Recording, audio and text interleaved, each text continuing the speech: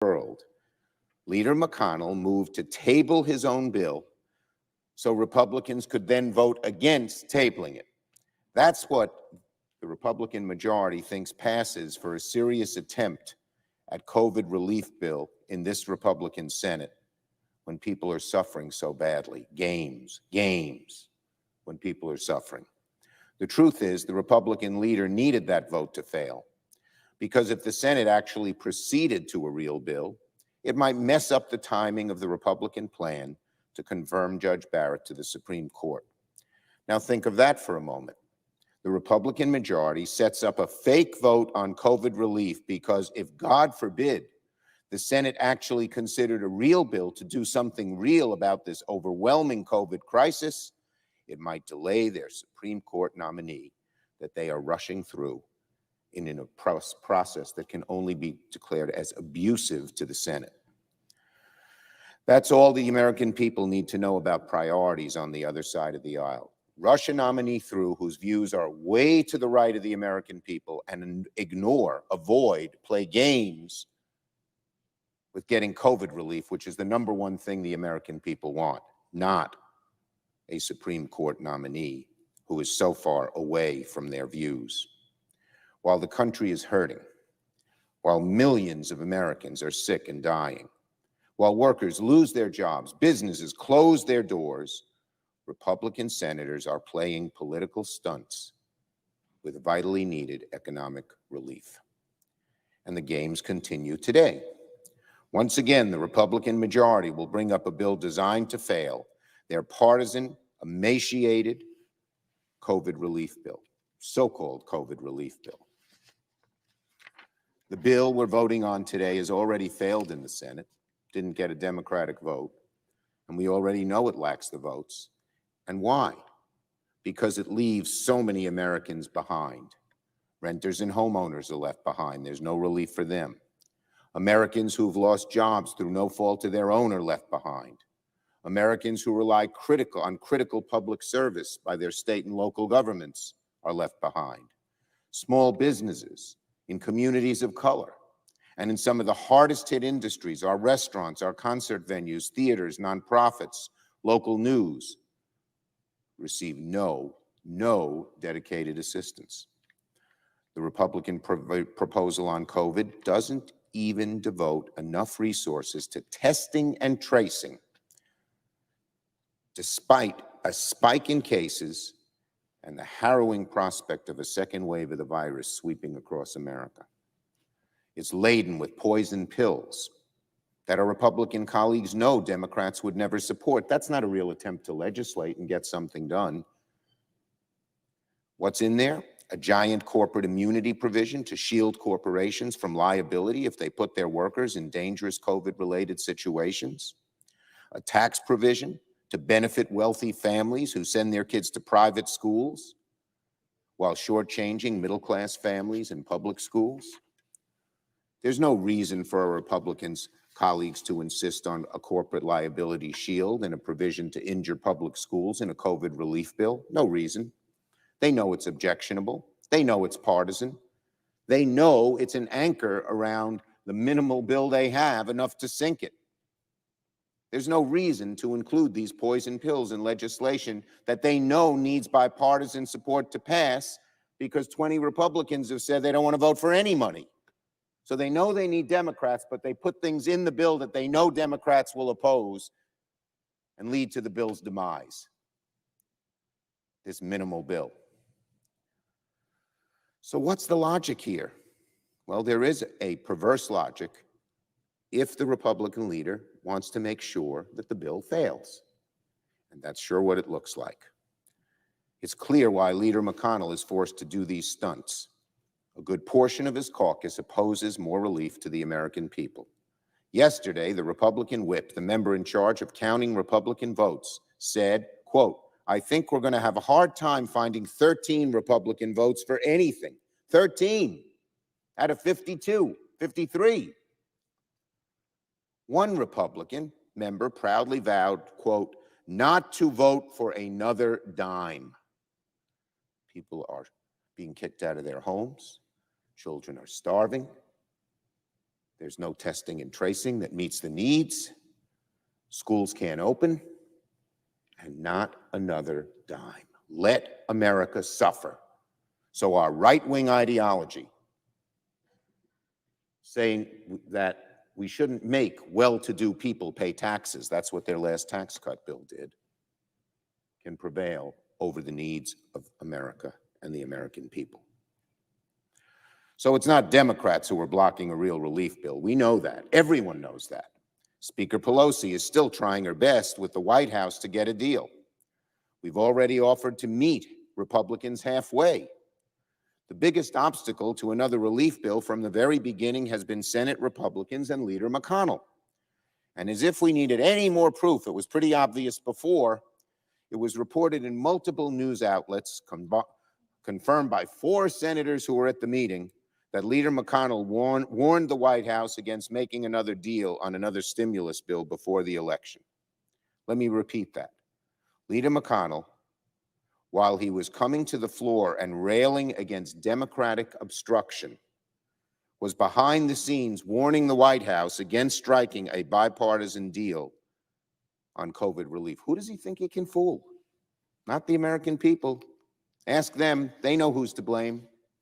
They know Democrats and up and down the line are for relief, and Republicans are opposing it. And I'll tell you one thing. The American people are sick and tired of these political stunts. They're sick and tired of politicians who would rather have it appear that they are working than do actual work. This shouldn't be so hard. We all know how to pass bills in the Senate with bipartisan buy-in and bipartisan support. We did it in the CARES bill back in March.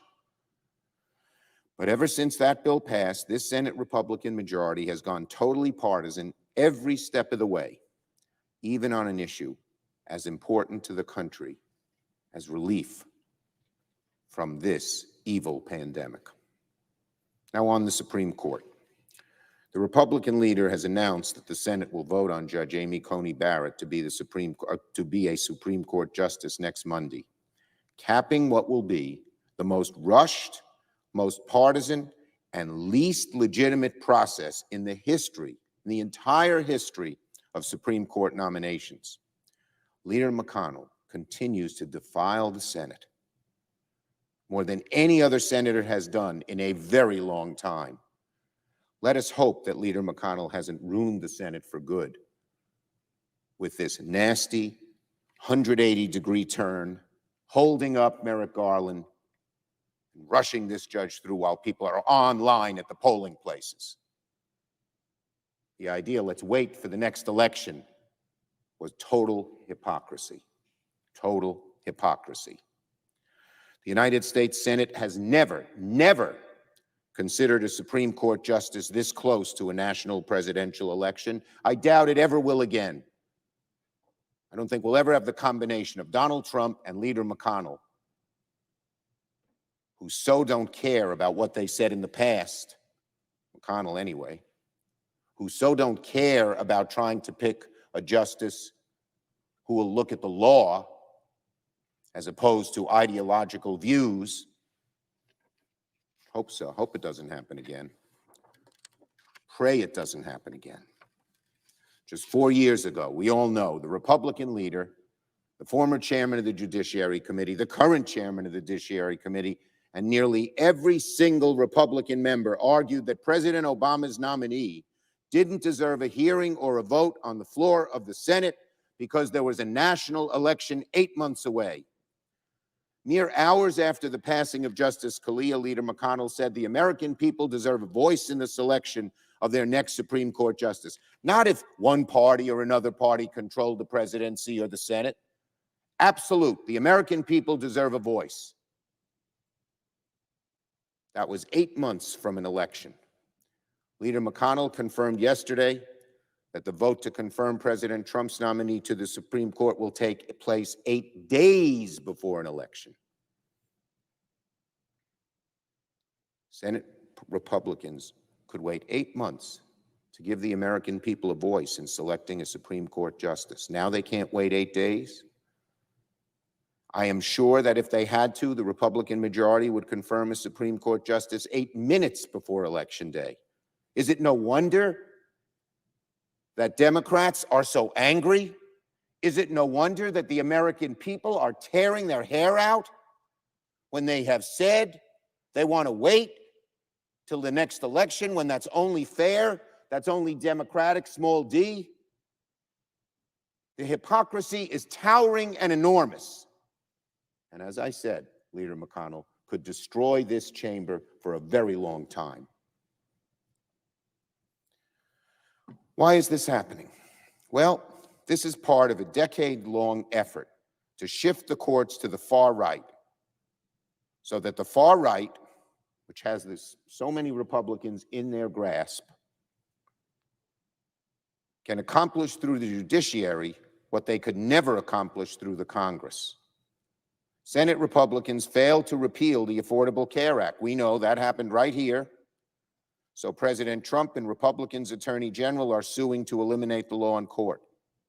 Senate Republicans don't dare put repeal of Roe v. Wade on the floor of the Senate. They know it would fail. But they try to appoint justices who are dedicated to repealing that vital right of a woman to choose and to control her own body.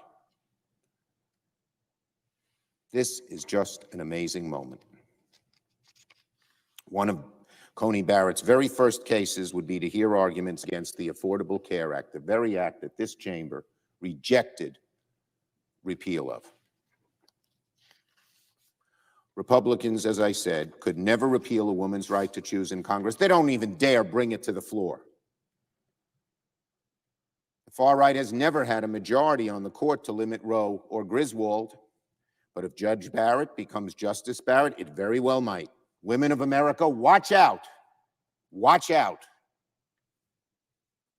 I'll remind my colleagues and the American people, when President Trump was asked about Roe v. Wade during his final debate against Hillary Clinton, he said, quote, "If we put another 2 or 3 justices on the court, the repeal of Roe v. Wade will happen automatically." Is that what this Republican majority stands for? If they do, announce it to the American people. Don't hide behind this idea that justices are calling balls and strikes, that they will obey precedent. Don't hide behind that, because we know what's happening here. The American people should make no mistake. Their fundamental rights are on the line. The right to affordable health care, to make their own medical decisions, to join a union, vote without impediments, the right to marry who they love. That's what this is all about. Now, Leader McConnell has strained credulity to argue that ramming a Supreme Court justice through the Senate while American voters wait in line to cast their ballots is completely normal. Nothing to see here, he says. Who believes him? I don't think a single Republican on that side believes him. But they know what's going on. This is not the Senate, as he says, performing its historic function. It's a fiction. There is no precedent in history for the Senate for what the Republicans are doing. Abraham Lincoln, our great hero, great Republican, rejected nominating somebody for the Supreme Court so close to an election. So Republicans, at the very least, ought to go on record and admit this is an extraordinary breach of precedent, of comity, of fairness, of decency, of honor, of truth, of consistency. So in a short time, I will make a point of order that the Senate should not consider a nomination to the Supreme Court this close to a presidential election. Every senator will vote on whether a nomination this close to an election shall be in order. It will confirm to the American people what we all know to be true, that the Republican majority has absolutely no intention of honoring the supposed principle it so vehemently argued in 2016. That they won't follow history, that they won't follow precedent, that they won't follow norms and traditions of the Senate, that they won't even follow their own standards. That is the indelible mark on this Senate majority. That here in Leader McConnell's Senate, it's the rule of because we can, might makes right. Because we can, as Senator Whitehouse put it. all to confirm a far-right justice on the court who would rip away health care from tens of millions of Americans in the middle of a pandemic. We'll see how my Republican colleagues vote. I yield the floor.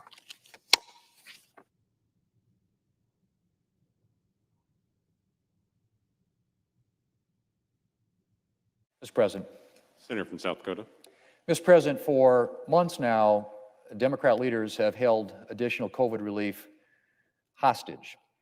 Instead of working with Republicans to arrive at a compromise bill that both parties can support and that can make it through both houses of Congress, Democrats have insisted that it's their way or the highway. Either Republicans agree to a bloated, multi-trillion-dollar piece of legislation filled with non-coronavirus-related measures and far-left liberal wish list items, a bill that would never make it through both houses of Congress, or Americans get no relief.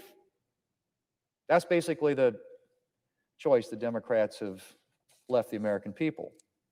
Mr. President, it goes without saying that this is not the attitude of a party that really wants to get help to Americans. This is the attitude of a party that wants to use this crisis for political purposes. Democrats figure that they win either way. Either they use this crisis to force through a bunch of liberal priorities not related to COVID, or they blame Republicans for the lack of a bill. Completely absent from their calculations is any sense of what their intransigence is costing the American people. If Democrats had actually been willing to compromise with Republicans to reach consensus legislation, we could have had a new COVID relief bill months ago. Americans could be enjoying additional relief right now. Republicans have made it clear since the summer that we were willing to compromise with Democrats on a new bill. All we asked was that Democrats come to the aisle, I should say come to the table, with a reasonable proposal that could actually make it through both houses of Congress. But Democrats haven't been interested. Oh, sure, Speaker Pelosi has supposedly been working on an agreement with the White House for months. We constantly hear from the Speaker that a deal is getting closer, only to discover the next day that a deal isn't really close at all. Well, Mr. President, let me tell you something. If you are the Speaker of the House and you really want to arrive at a compromise, it doesn't take you 3 months. It probably even doesn't take you 3 weeks. Mr. President, Democrats have to know very well that there is no way for them to get a bill containing everything they want through both houses of Congress. But Democrats could get some of what they want. And isn't something better than nothing? Even if Democrats were right about the need for every penny of spending that they're calling for, wouldn't it be better to get some of that spending passed than to have nothing? To Democrats, apparently the answer is no. Mr. President, in just a few minutes, the Senate will be voting on Republican coronavirus legislation. Our bill would provide more money for the hardest hit small businesses, more healthcare resources to fight the virus, and money to help schools reopen and operate safely. Priorities that all of us, Democrats and Republicans, should be able to agree on. In theory, I'm pretty sure we do agree on them. Yet all signs suggest that Democrats will filibuster this coronavirus relief legislation for the second time. Even though passing this bill would get more money into the hands of small businesses and schools, even though this bill would provide additional funding for COVID testing and treatment. Nevertheless, once again, Democrats will choose nothing over something. Once again, Democrats will decide that if they can't get everything they want, it's better for Americans not to have anything.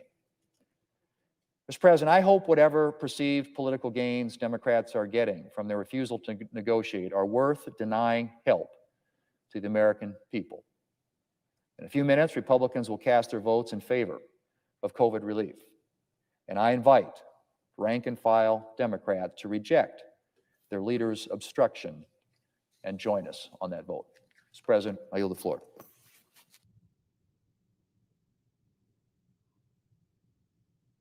Mr. President. Senator from Illinois. Mr. President, late last night, the news flash was Senator McConnell, Republican leader of the United States Senate, opposes COVID-19 relief bill and informs the White House. Supposedly, it was a statement made by Senator McConnell at his Republican lunch yesterday, and it was later confirmed by 4 Republican senators who attended that is what occurred. Finally, it becomes public, one of the things that has been suspected for a long time on this side of the aisle. You see, most of us have been paying close attention to these speeches by Senator McConnell to try to gauge his interest in really coming back to help the American people. We remember on March 26 when 96 to nothing, the Senate voted for COVID relief in what was known as the CARES Act. It was a bipartisan measure responding to a national pandemic that was just starting to surface and an economy that was just starting to collapse. Many people thought at the time that that would be the end of our journey, that we would do what's necessary and put it behind us. And so the unemployment assistance, for example, ended on July 31st of this year. The PPP, the Paycheck Protection Program, ended in the middle of August. We were wrong. The pandemic got dramatically worse, and the economy slumped even further. Millions more were out of work. Thousands were dying. More were infected. And we still are in a terrible battle now against this deadly virus. So the obvious solution was for Congress to come back and to help again. The first measure was good and I think helpful, but it wasn't enough. We needed more. So Nancy Pelosi, the Democratic Speaker of the House, 5 months ago in May, passed a COVID relief bill to follow on from the original bill. She sent it over to Senator McConnell 5 months ago, and he did nothing. What he said was, I want to see if I feel a sense of urgency about the need for this bill, a sense of urgency. Well, today, 220,000 Americans have died. Americans are dying at a pace from this coronavirus that is unimaginable. Do you understand that the death rate from COVID in America is 2.5 times the death rate in Canada? Do we realize that the infection rate from COVID-19 in the United States is 5 times what it is in Canada or Germany? Do we understand that with 4.5% of the world's population, the United States sadly leads the way in COVID-19 deaths, with 20% of all of the people who've died on earth from COVID-19 from the United States of America? The efforts to deal with COVID-19 have failed, and the American people know it. They're tired of this way of living with these masks, but they know if they don't, they risk their health and the safety of others. They want this economy to come back to life. They want the kids to go back to school. But we can't move forward unless we have leadership, number one, and that's what an election is all about, a plan, number two, and the resources to implement it. Well, what are the resources that Senator McConnell believes are necessary to deal with this? When it comes to testing, $16 billion for the nation, $16 billion. We are currently testing 1 million people a day across the United States. We should be testing 14 million people a day if we're serious about contact tracing, if we're serious about reopening the economy. And so the senator from Kentucky comes to the floor this morning and talks about the obstructionism of Nancy Pelosi. Obstructionism? 5 months ago, she passed a COVID relief bill and sent it to his desk, and he never once brought it to the floor for a debate or a vote, not once. He mocks it, criticizes it day after day after day, but he's afraid of a vote on the floor of the United States Senate. So he comes up with an elaborate procedural scheme, which we'll see in just a few minutes here, that basically wants to put together his package for COVID relief. But his package is missing so many key elements that we know it will not respond to this national crisis. It's the old story of a man 30 feet from shore drowning, and someone stands by the shore and tosses him a 5-foot rope. It doesn't work. It doesn't reach. It doesn't save him. The chairman of the Federal Reserve, Jerome Powell, has told us that if we don't do something, there will be a tragic result with the American economy. If we pass a bill of the magnitude suggested by Speaker Pelosi, we have a chance of recovering by the end of 2021. If we don't, the chairman of the Federal Reserve warns us, and other economists as well, that we're going to slump into an even worse recession, even more unemployment, even more businesses failing. That appears to be what Senator McConnell is prepared to accept, but we're not. Those of us who were sent here to deal with the real problems and challenges for Americans realize we need more than just an effort that throws that 5-foot rope to a man drowning 30 feet from shore. That is the McConnell approach. As we take a look at the elements that are missing in the McConnell approach, they are lengthy. Virtually every state and local government in the nation has seen a downturn in revenue because of the economy contracting. We want to help these state and local governments survive, to be able to ignore, or I should say overcome, the need to lay off healthcare workers and teachers and firefighters and police. That's what we believe in, and that's what we include in our bill, not in the McConnell bill. Housing, no funding for housing or rental assistance in the McConnell bill that will be brought before us. Economic stimulus, remember the $1,200 checks? There are no direct stimulus checks in the McConnell proposal. He says that we are holding out to help the coastal elites. Newsflash, Senator McConnell, the coastal elites don't qualify for these checks, nor should they. Ordinary people do, and your bill doesn't help them. On unemployment, Senator McConnell's bill cuts the benefits in half, the federal benefits for unemployment. And then he puts in this provision, incredible provision that gives large companies immunity from liability if they do not take the necessary steps to protect their employees and customers. That's a high priority. The big shots do pretty well in Senator McConnell's bill. When it comes to testing, Senator McConnell's prepared to spend $16 billion, as I mentioned earlier. The bill that we support has over $57 billion for hospitals and healthcare clinics and $75 billion for testing. Nutrition, Senator McConnell says we're just trying to help the blue state billionaires. Well, I've got news for him. They don't qualify for SNAP benefits, and there's no SNAP benefit increase in the McConnell bill. We believe there should be. People are standing in line at food banks. America can do better. Money to help the schools, we put more money into that than Senator McConnell does. Help for the Postal Service, which has been hard pressed by the current state of the economy. We also have Paycheck Protection Program, which we all agree needs to be there for the small businesses. I will just conclude by saying this. We have our chance now to work together on a bipartisan basis to help people who are counting on us. Senator McConnell's approach has to be rejected. It is just an effort to find some cover politically so people can go home and say, well, I voted for something. Let's do something that makes a difference in the lives of people and helps them. Let's deal with this coronavirus directly, and let's help those who are suffering with job loss and struggling to make ends meet get through this crisis themselves. That is a responsibility that we face, and it's one that I think we should face honestly.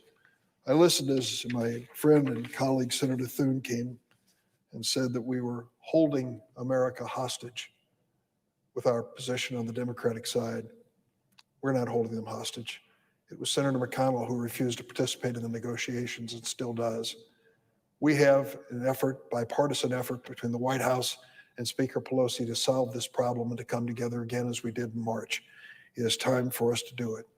The president may say he's tired of COVID, but America can't be tired of COVID. We have to face it every single day and fight it every day. The Senate and Congress should help. I yield the floor. Senator from Vermont. President, I concur with everything our distinguished assistant leader has said. Mr. President, we're in the middle of the most devastating public health crises in modern history. The American people are paying a terrible price. Nearly 220,000 Americans have died in just 10 months. To put that in perspective, that's significantly more than the number of Americans who died in the Korean, the Vietnam, the Iraq, and the Afghanistan wars combined, all of them. Remember when President Trump called himself a war president? President Trump said he's a war president. Well, has he acted like one? No. He called the virus a hoax. He's been AWOL ever since. Millions have lost their jobs. They're struggling to make ends meet. People are being evicted from their homes. They're living in their cars, in shelters, or on the streets. They're relying on the generosity of others, and the virus is still not remotely under control. The need for another comprehensive emergency funding bill to address the COVID crisis is obvious. It's urgent, has been for 5 months. And what's the Senate doing?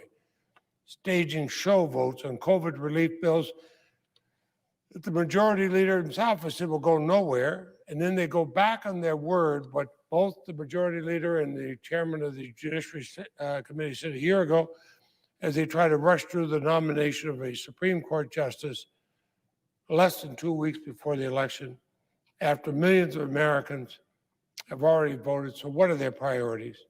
I know where mine are. They're with the families of the 220,000 Americans who've lost their lives to this virus. They're with the thousands of Vermonters, the millions more across our nation who've lost their jobs during this pandemic.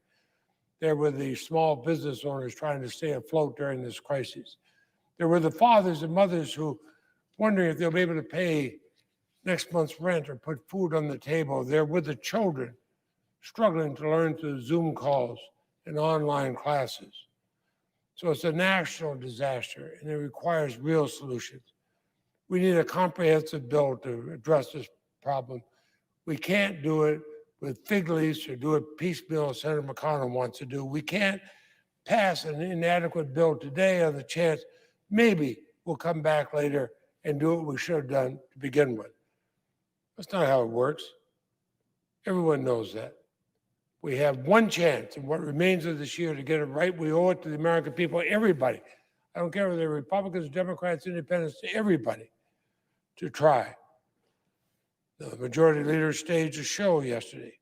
He didn't bring up a comprehensive proposal for COVID relief and opening up for debate. He called for a process vote on only one part of it, the Paycheck Protection Program. Well, I support that program. We all do. It's been critical in keeping literally thousands of Vermont small businesses afloat. But take a look at this proposal. It falls flat. It ignores critical improvements of the program that would be made by considering the HEROES Act, expanding access to all nonprofits, making critical access hospitals eligible for PPP, addressing arbitrary caps on various loan programs to help small businesses. More importantly, providing more funding for this program, and nothing else, wouldn't even remotely solve the problems facing our country. The economy won't come back until the American people have confidence the virus has been vanquished. We need more funding for the PPP program. We all agree on that, but we need to fix that program and do so much more. We have to invest more in testing. It needs to be based on national testing and contact tracing strategy so we can quickly identify cases, isolate those who've been exposed. How many times do we have to say this? We need to develop a vaccine distribution program now so it can be up and running as soon as the vaccine is available. We have to provide personal protective equipment to those on the front lines. We have to ensure our hospitals have their resources they need to take care of the bill. We need to keep our nursing homes safe and virus-free. So if you do just a target bill aimed at one sector, that's a way to avoid doing what's really needed. And it picks winners and losers at a time when everyone is struggling. No matter how much aid we give to small business or to the airlines or to our struggling restaurant industry, our economy doesn't come back till the virus is under control. So we need a comprehensive bill, not the so-called McConnell skinny bill we're voting on today. It's only $500 billion for COVID relief, less than half of even what the Trump administration proposed just a month ago. Look at the lines at food banks. They've skyrocketed during this crisis, but there's nothing in this bill for nutrition assistance. Look at the millions of Americans who are struggling to pay next month's rent or keep up with their mortgage payment. Notwithstanding the wishful thinking of the president, this is a massive problem, and either the president doesn't know it or he doesn't care. Maybe it's both. 25 million Americans on unemployment compared to just 2 million at the end of January. And the unemployment assistance in this bill is totally inadequate. Nothing in the bill for state and local governments who are on the front line fighting this virus. Inadequate money for testing and education, childcare, no funding for community health centers, no funding to fight this on a global level. So we're not going to defeat this pandemic if we ignore what's happening outside the United States. Americans can't safely resume international travel, commerce. I mean, I could go on. There's so much that's missing. And so, but what do they put in? Oh, they turn something over to the well-paid lobbyists of corporations by providing sweeping liability shields for corporate wrongdoers who have failed to do their part to keep employers and consumers and patients safe. That tells you everything you need to know about what's in it. A special earmark for big corporations so they can come ahead of a struggling American family. We know it's not going to pass. It shouldn't pass. Let's start working at getting something that can be passed. As Senator Durbin said, the House passed the HEROES bill over 5 months ago. And they passed it again 3 weeks ago. Well, why don't we take it up, vote it up or vote it down? Let's have some votes. Let's make people stand up and say, what are they really, really for? And if we don't, then democracy has failed, the American people have failed. I see my colleague on the floor, and I didn't realize he was there before, so I will put the rest of my statement on the record and yield the floor. That objection. Hey, Mr. President. The Senator from North Carolina. Thank you, Mr. President. I ask unanimous consent that I be allowed to finish my comments before the vote. Is there objection? Without objection. Thank you, Mr. President. I rise today again to speak on behalf of the brave and hardworking men and women of law enforcement across this nation. Last month, I talked about the dangerous consequences of inaction by the Senate if we didn't come to protect them. And unfortunately, since my last speech, 4 more law enforcement officers, men and women, have died, been murdered in the line of duty. That's a 20% increase over the same number this time last year. And that doesn't count the hundreds of police officers who have been injured in the line of duty, many of them still recovering from their wounds. The groundswell of violence against law enforcement is shocking. And it's our responsibility as senators to act. Enough is enough. Rather than support radical ideas like defunding and abolishing the police, the Senate should take the lead and pass meaningful legislation to protect law enforcement officers, increasing funding, improving training, and raising standards. That's why I again call on my colleagues to support and pass the Protect and Serve Act, a bill that I've sponsored and a bill that I hope we can get passed. The Protect and Serve Act would punish dangerous criminals who murder a law enforcement officer in the line of duty. If they murder a law enforcement officer in the line of duty, they'll be sentenced to life. If they injure a law enforcement officer in the line of duty, they'll be sentenced to 10 years in prison. The premise of the legislation is simple. There's no escape from justice for dangerous criminals who intentionally assault or kill a law enforcement officer.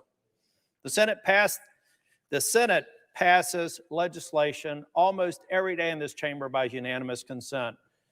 But I'm sad to report that if I tried to get unanimous consent for this bill, that we would have objection on the floor. The heated rhetoric and the violent attacks on officers are having real-world impacts, and the safety of law enforcement has never been at the low that it is today. Across the country, recruitments are down. Fewer people are applying to go into into law enforcement academies, and retirements are up. We're seeing our law enforcement ranks dwindle. It's sad, but it's not surprising. Law enforcement officers put their lives on the line every single day. Every morning they wake up, they kiss their spouse goodbye, and they don't know if they're going to come back safely. But when they spend all day being disrespected, doing this very difficult and very dangerous job, and politicians harass them, or allow them to be harassed, I should say, by violent mobs, protesters, there's no wonder that morale's at an all-time low. Fewer police means more criminal activity.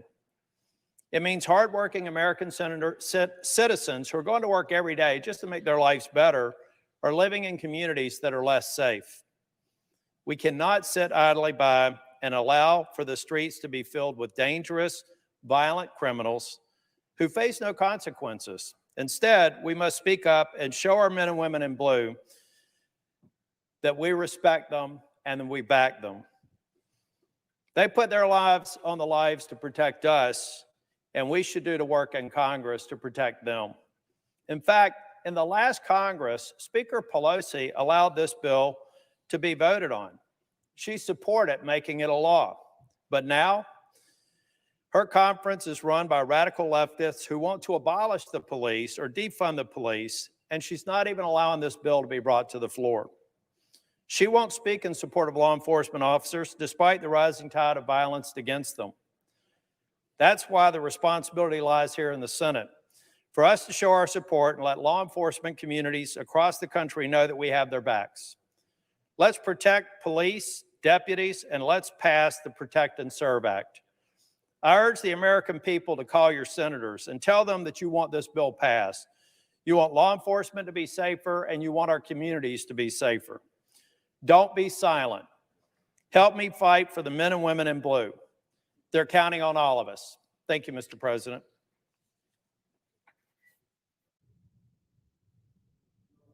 Motion to invoke cloture. Cloture motion. We, the undersigned senators, in accordance with the provisions of Rule 22 of the Standing Rules of the Senate, do hereby move to bring to a close debate on the motion to concur in the House amendment to S-178, an act to condemn gross human rights violations, and so forth, with a further amendment, number 2652, signed by 17 senators. All of two. By unanimous consent, the mandatory quorum call has been waived. The question is it the sense of the Senate that debate on the motion to concur in the House amendment with amendment number 2652 to S-178, an act to condemn gross human rights violations of ethnic Turkic Muslims, Xinjiang, and calling for an end to arbitrary detention, torture, and harassment of these communities inside and outside?